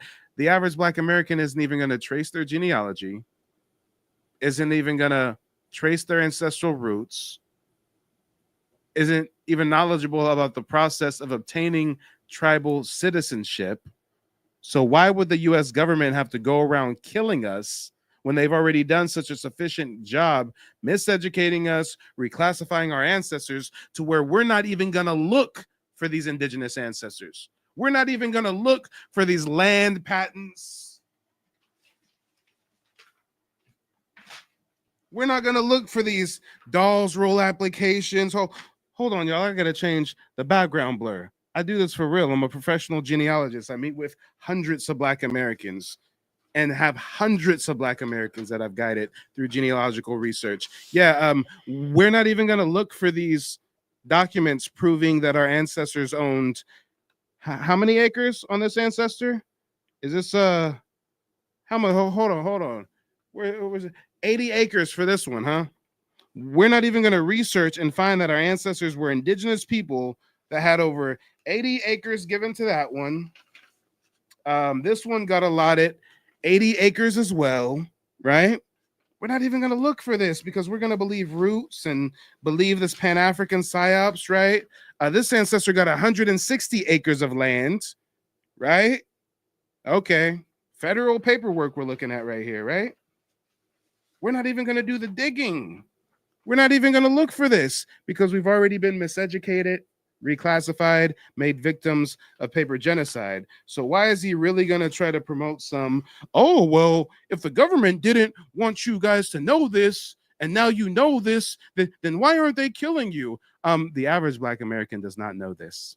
The average Black American is still falling victim to the spirit of Pan-Africanism. They still believe by default what we were taught in school about being West African slaves brought here in the belly of a slave ship. The average Black American is not on this indigenous wave. It's a growing movement. There's a lot of us realizing our ancestors passed down that oral tradition. A lot of us are realizing the evidence has always been right in front of us all along, but it's not like even 40% or 50 or 60% or 70% of the Black American population has researched their indigeneity. I'd conservatively say it's maybe like 15, 20% of us that are doing the digging, doing the research, know what's what. So again, for him to try to promote the claim that really promote the conspiracy, that the fact that we're alive and well means that there is no government conspiracy to keep us away from our true heritage. No, the evidence is in the reclassification of our ancestors. The evidence is that if you do your genealogy, I bet you $1,000 cash, you will find an ancestor who in the mid 1800s was reclassified to a mulatto. Then by the late 1800s, early 1900s gets reclassified to Negro. And then their descendants get reclassified as Black. And in more recent years, African American to be exact. That's called reclassification. If we came from Africa, guess what? They would have called our ancestors African, and they would have never called them anything but African. And when they emancipated them, quote unquote, they would have left them alone. Do whatever you want, pay your taxes, be free. But wait a minute, if they're actually the true indigenous people, if they descend from the mound builders, the pyramid builders, who built a vast civilization all across the Americas, plural, well, then we're going to have to reclassify them as colored and Negro and mulatto and freedman and free person of color. And instead of just emancipating them and letting them be free, we've got to emancipate them and then steal their land and steal their wealth through the Freedmen's Bureau, or get some of them to relocate to Oklahoma and then steal their land and their wealth and their identity through the Dawes Commission. Oh, what's really going on, guys? If we were African, they would have called our ancestors African, and they would have never changed our racial classification every century or so. If we were African, it wouldn't take Jesse Jackson in 1988 for us to finally be called Africans for the first time. When the Spanish conquistadors came here and saw Black indigenous people, they literally called us negros de terras. That translates to blacks of this land. They used that as a differentiating term to separate us from the African slaves they would bring over, because they called us negros de terras, blacks of this land, and they called the Africans negros de Guinea, blacks of Africa. This is well documented. Look it up, y'all. Yeah, you just said our life experience right there, Mike. We were taught the verbal heritage at home, and we also was taught the doctrine of the slave trade and how all Africans or all Black people came from off of those slave ships. And that's where our history and our heritage started, on those slave ships to those plantations.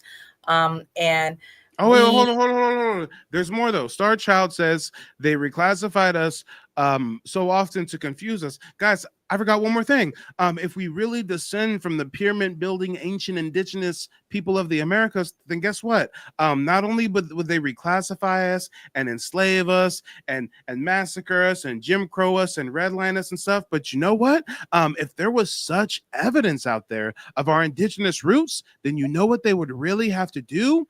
They would have to outlaw us reading and writing.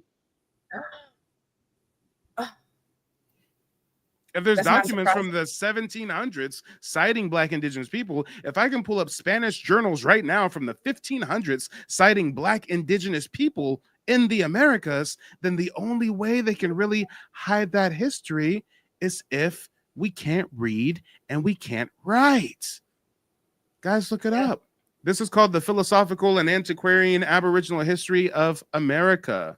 Let's do a little bit of reading, guys. Reading is oh so fundamental at the end of the day. Is it not? Butterfly in the sky, I can go twice as high. Take a look, it's in a book, a reading rainbow. I can go anywhere, friends to know and ways to grow, a reading rainbow. I can be anything. Take a look, it's in a book, a reading rainbow. A reading rainbow. A reading rainbow. A reading rainbow. A reading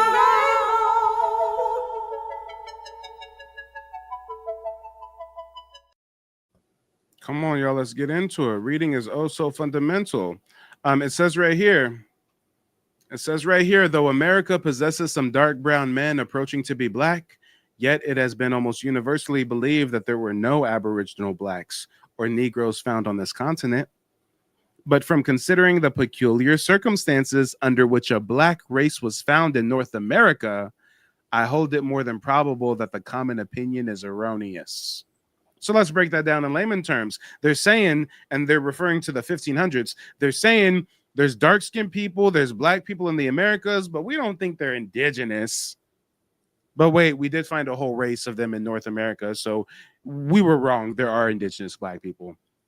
You know, earlier the Pan Goofy was talking about Esteban the Moor or Estevas or some shit, right?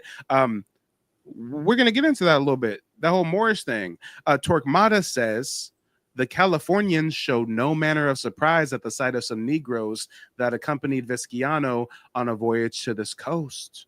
So the Spanish conquistadors are coming to the California coast, and they got Moorish Africans with them, rocking with them, working for them.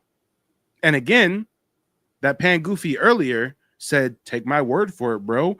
Indigenous people of America were so surprised to see Moorish black-skinned people. Well, let's read the actual text from the Spaniards who were there with the Moors on the California coast. It says the Californians showed no manner of surprise at the sight of some Negroes that accompanied Vizcaino on a voyage to this coast in 1602. Damn. He goes on to say, as I have never seen Torquemada's Monarquia Indiana, which is a book that Torquemada wrote, I can only quote from Venegas, California, who says from Torquemada that when a Negro was ordered to distribute some biscuit to the Californians at the Bay of St. Barnabas, quote, the natives seemed greatly pleased at the sight of the Negro, and they signified to him that they lived in a friendship and correspondence with the people of his color, and that not far from thence was a Negro village. This is 1602. Documentation from Spanish conquistadors. This is how you cite sources. The receipts. This is how you pull up receipts. But what do you ladies think about this? I mean, black Indians don't exist, but they find in black Indians in the California coast in the 1600s. I mean, come on. And too many of them said it. More than one, more than two, more than three. They all say we were here. They all have accounts of finding Native Black Americans here. So all that mess that everybody is talking, like you said, take a look. It's in a book. They just need to learn to read. And when he said that one comment about why are we all still living and well, they did take us out, unalive us in a sense by the paper genocide and the killing of the tongue and separating us from our culture, right? That is a form of unaliving when you do that to a person, causing the confusion and no identity. You get what I'm saying? And then that's when the indoctrination and assimilation comes. And, you know, we are who we are today, out of touch with our native roots. And, you know, he's talking about why aren't they killing us? I guess he doesn't know about the Yamasee War of the early 1700s. See, there it goes. I guess he's never heard of that. Hold on, y'all. Take a look. It's in a book, The Reading Rainbow, right? This book I got from Chief Sekou of the Yamasee tribe. This book is called Yamasee Indians, Cultural Heritage and Practices. And right here on page, hey, and this is how you know I'm serious about research. You got all these tabs up in here, okay? We got all these tabs. Let me come over to this one. Check it out. It says right here, page 18. In the early 18th century, the English established the colony of South Carolina on the territory of the Yamasee tribe. The colonists treated the Indians terribly. They stole their land and captured many Yamasee and sent them to the West Indies, where they were sold as slaves. By 1715, the Yamasee had had enough. They attacked the English and tried to drive them from their lands. Other Indians, including many Creek, joined in the fight. The English coaxed the Cherokee, who had a tense relationship with the Creek, to battle for their side. In the end, the English won, and the surviving Yamasee were forced to scatter and find new homes with other tribes. So when he says, "Oh, well, why are you guys alive?" They've been killing Black Indians for a long, long time. Oh, I guess you never heard about the Tulsa massacre, huh? I guess you thought that those were Africans that got massacred in Tulsa. The city of Tulsa, that was in Indian territory. Oklahoma wasn't a state at that time. That's wild Indian territory. Have any of you guys stopped and asked yourself, how do these Black folks build all these successful cities in Indian territory? Because Black Wall Street was one of many. Greenwood was one of many. So how did these Black folks get this land, get the infrastructure to create these cities in Indian territory? Oh, those Black folks were indigenous. They got to Indian territory west of the Mississippi by walking the Trail of Tears. So when you hear about the Tulsa Race Massacre, that's Black Indigenous Massacre. When you look at this map right here of all these different massacres, right? When you look at these these are Black indigenous people that are being massacred. Look at the dates. Look at the areas. But he's going to talk about, oh, if you guys are really Black Indians, then why are you still alive? They've been killing us and enslaving us for a long time, lynching us, committing genocide, biological terrorism for a long time. Think about it. Now juxtapose this map of the Black massacres, and now let me show you a map of the Black indigenous tribes of the Southeast. Do you see any similarity? Oh, the same area of the U.S., the Southeast, that had all these Black indigenous people documented since the beginning of time. That's also where all the Black massacres take place. Oh, but he gonna talk about, oh, why aren't they killing you guys? They've been doing that for a long, long time. But what do you guys think? Dummy. You go ahead and unmute yourself. He a dummy and he need to follow your page. That's what he need to do. He need to learn something and he need to get a couple of the books that you're showing and he needs to read before he open his mouth. Because look at all the receipts you just showed. Everything he just said, you basically showed how loud and how wrong he is. And now everybody gets to see how loud and wrong he is. It doesn't make any sense. I mean, for him to be a so-called Black man, he doesn't even look like he knows any of his heritage or his genealogy to begin with. Why he's sitting up here spewing this Pan-Africanism. He may be from one of the tribes, and he's talking all this mess. And this is why they don't have to kill us, because for all we know, he descends from Choctaw Indians, but he'll never even research it or get in touch with that because he believes in the spirit of Pan-Africanism. He's asleep in the matrix. Mm-hmm. He needs to wake up. He's confused. He has assimilated.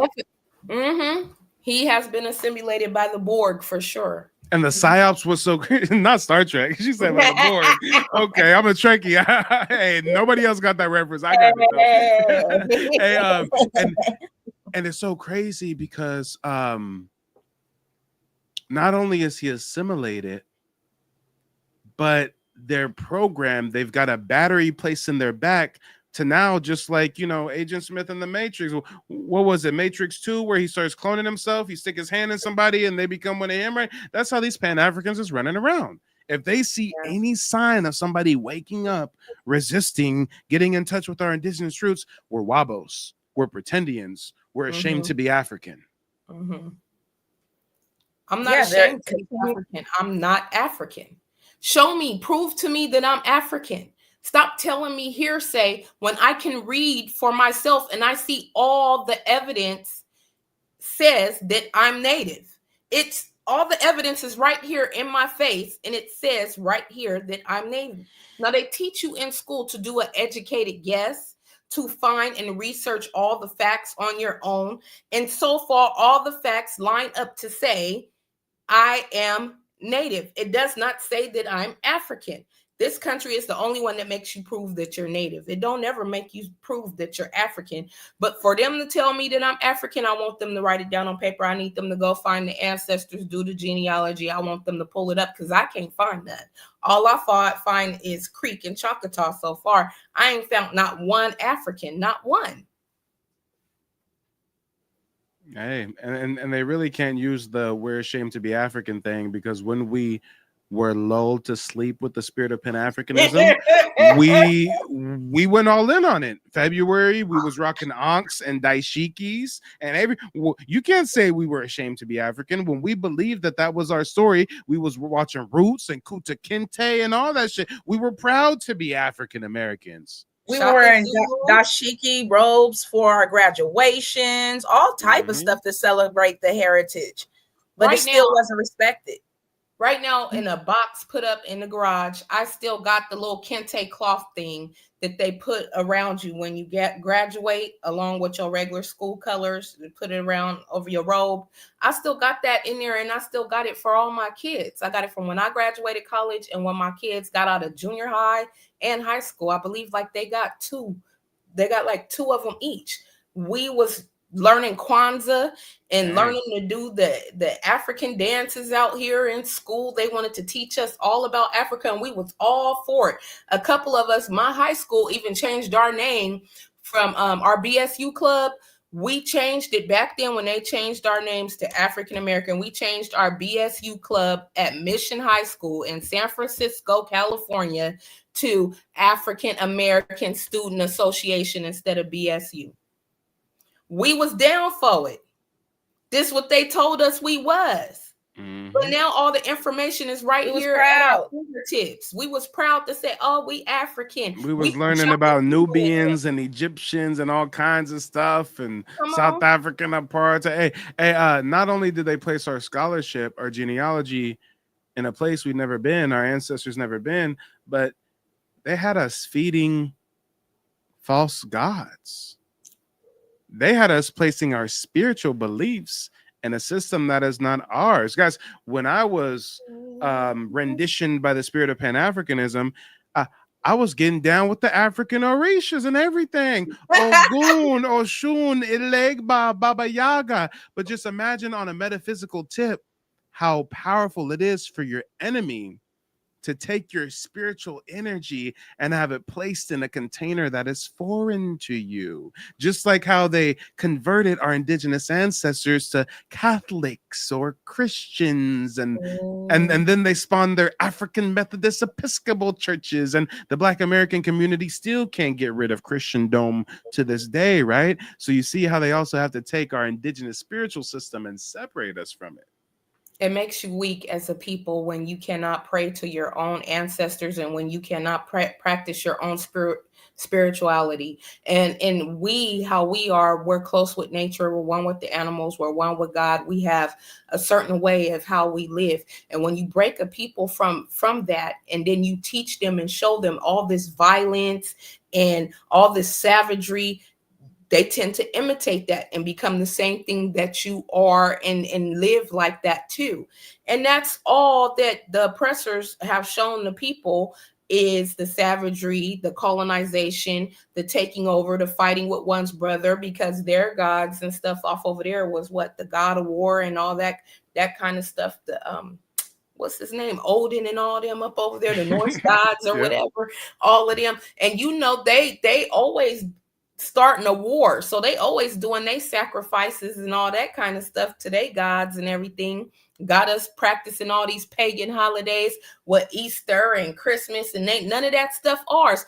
I did not know not one of ours, not one holiday, not one festival for us. And that is sad. And see, that's another reason why they owe us some reparations. They owe us No, you called it something else. What did you call it? Not reparations. You called it rectification. Rectification. That's the correct word for it, and that's the word I'm gonna start using too. Rectification, because that's more powerful than any reparations, for them to rectify some shit and atone for some shit and just get it right. If they want all this stuff that they so-called can't stand, when they try to take our words, calling it black fatigue, they tired of hearing us complain or state our grievances, then they need to fix it and you won't hear it. Apologize and make it right. But they refuse to apologize and they refuse to make it right, and they want to keep on with this Borg assimilation. No more. You don't want to fix it, we gonna fix it ourselves, and here we go fixing it. We waking it up and it's finna get fixed one way or another. I agree, sister. The disconnection with our spirituality, our identities, and our ancestors, the disconnect is the reason why our people are lost right now. Yes. We've been basically honoring and idolizing gods that are not ours, looking for answers that are not going to be asking for miracles that are not going to be answered. He's not their God is not our God. Our own religions, our own deities, and our own spirituality, and it's one with this earth. And they took that away from us because it shows a power, our vibration that we have with the earth and the animals, is something that they were very, very jealous of. The way we were able to, allow to live at one with nature and not destroy. And what we killed, we used every bit and bone of it and made sure that it had a purpose, and we gave back to the land.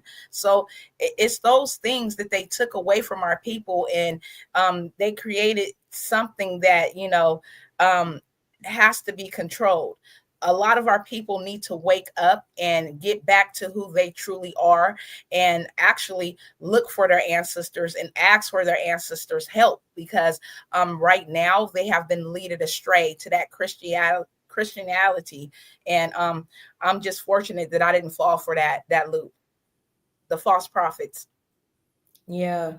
It's sad that a lot of our people are going over there and being led astray, just like this Pan Goofy up here spewing all the nonsense and stuff. And he's leading people astray. He's sending them in the wrong direction. Ain't no telling how many people is listening to him and believe in him and not even trying to go find out who they really are, who your ancestors is. It's sad. It's a sad case. But I'm lucky that we bumped into Mike. I'm lucky that we found his channel. Mr. No Sleep, and that he let us do a consultation with him, and he's leading us in the right way with our genealogy and with our tribal citizenship and everything. The best thing that could have ever happened to me and my sister and the rest of our family was bumping into this channel right here and meeting Mike. And I tell you that. And I just had to say that real quick because it just popped in my mind. I'm sorry. I ain't trying to put you on the spot, but I'm just trying to give flowers to where flowers is due. And you do a whole bunch of flowers, because I tell you, boy, this is the greatest thing that ever happened to me, is finding out my ancestry and knowing who I am. It still got me smiling every day. Every day I'm walking around smiling. Shit, I'm a Muskogee Creek around this motherfucker. Go pop my collar, feel me? Hey, go ahead. I feel it. Well, hey, we're gonna wrap up this broadcast. When this broadcast ends, don't go anywhere, guys. It's automatically gonna push everybody to the next live stream. I also just queued up a live stream on TikTok, so we're gonna be live on TikTok and YouTube on the next one. So let's go ahead and provide some closing remarks real quick, and then we'll segue into the next broadcast. Who wants to go first? I'll go first. Like Mike said earlier in the show, the grand awakening has happened. It started, and we are going through that process right now. Let your friends know, your family members know that there is a way to research and look up your lineage. You can always go to nativeblack.ancestry.com if you need help. But it's one of those things that is so empowering. So I advise all you that think that you just came from Africa and, you know, but you were told by your grandparents or parents that you have Native in your bloodline. Do the research, look it up. It's not going to hurt you. It might hurt some Pan-Africans, but it won't hurt you to find who you are. And good night, everyone. Let's not go into the next show. Well, hey, I couldn't have said it better myself. How about you, Empress? What's on your mind? I double that what Sis said. And also I wanted to let everybody know that it's very important, again, to do your genealogy. And I'm advising everybody to hook up with Mike and get that appointment and learn your genealogy, find your history. Don't listen to the pan goofies. Don't listen to the naysayers, just anybody. Don't let nobody tell you nothing. Go research and find out for yourself. Find out who you are, find out who your ancestors are, and then make the decision for yourself if you want to still be pan goofy or if you want to be native and stand on the soil and respect your ancestors that are truly your ancestors and not somebody else that's way across the ocean that ain't got nothing to do with you. Also, what I want everybody to do is stand on it. If you know you NBA, don't let nobody sway you different. Don't let nobody make you feel like you're stealing somebody's identity, because this identity is yours by birth. This is your identity. You're not stealing, you're not taking, you're not erasing anybody. You are waking up and you are saying that we're still here and we're always going to be here and we're not going nowhere. And my advice to you is to wake everyone around you up. Spread the word. Let everybody know who they are and what to do. And if you're already on your genealogy adventure, going through your journey already, spread the word. Share the news. This is what we're supposed to do. We're supposed to wake up. This is the time for us all to come together, state who we are, apply for our citizenship, and to come together as one so we can be vocal about who we are, what we need, and what we want, because the Republican Party ain't doing it for us and the Democratic Party ain't doing it for us. And we need to come together, eventually get our own party and do this for ourselves. So my advice to you guys, please, I'm asking everybody, share the word. And if you can, and if they're still a non-believer, direct them over here. Let them watch a couple of videos. Show them a couple of inserts out some books. Spark their curiosity. Let them know and don't stop. Keep on with it. With everybody. Whoever wants to listen. Whoever opens their ears or even come back, say, I know I was ignoring you last time, but what was that you were saying about NBA? Yeah. Well, can you give me some information? Come on, y'all. We got to get it together. NBA proud and strong. Let's go.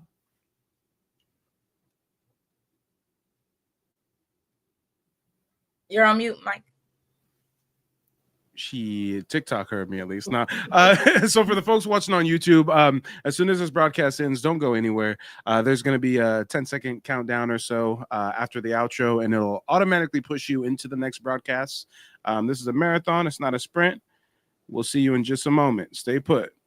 They don't want you to remember this. You not no slave, you indigenous. Fuck how they painted them Indians. You went to war with the French and the British men. Quite frankly, you was kings Merovingians. They took the women and men, made them prisoners, raised up the children to worship their images, set up a lab to the genes and they mixed them. And this shit get way deeper than your pigment.